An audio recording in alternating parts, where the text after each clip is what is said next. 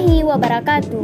Hai teman-teman, saya Nadia Safira, siswi dari kelas 11 IPA 2. Di sini saya akan menceritakan kisah pahlawan yang berasal dari Aceh Barat Daya, yaitu Tengku Pukan. Tengku Pukan merupakan seorang ulama karismatik dan juga merupakan tokoh yang sangat penting di masyarakat Mangging. Tengku Pukan lahir di Desa Alupaku, Kecamatan Sawang, Kabupaten Aceh Selatan.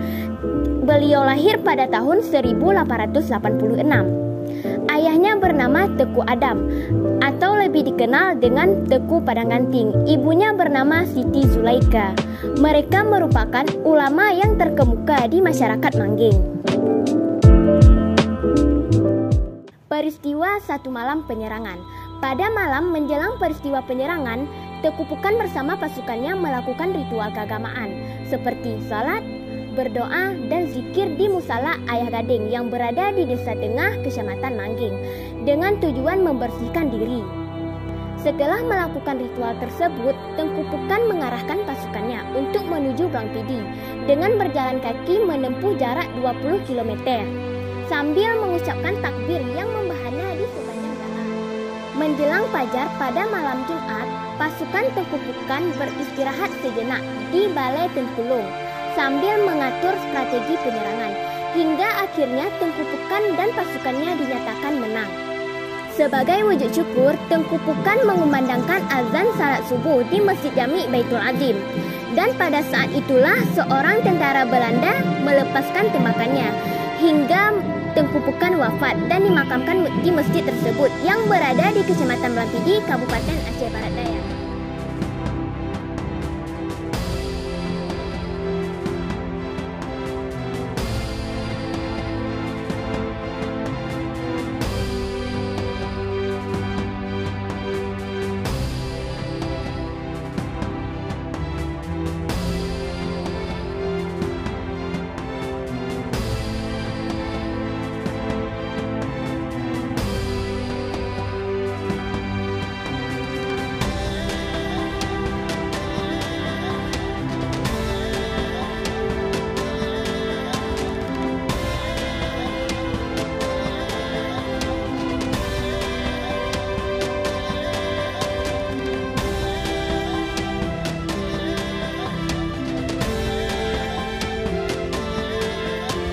Salah satu peninggalan untuk mengenang jasa Tengku Pukan adalah tugu yang berada di Desa Merande, Kecamatan Lembah Sabil, Kabupaten Aceh Barat Daya.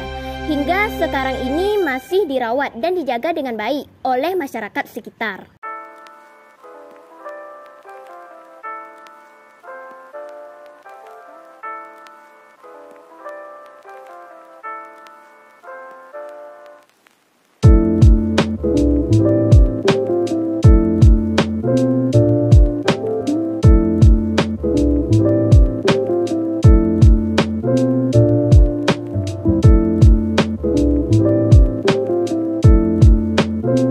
Sekian sejarah singkat Tengku Pukan. Saya Nadia Safira. Wassalamualaikum warahmatullahi wabarakatuh.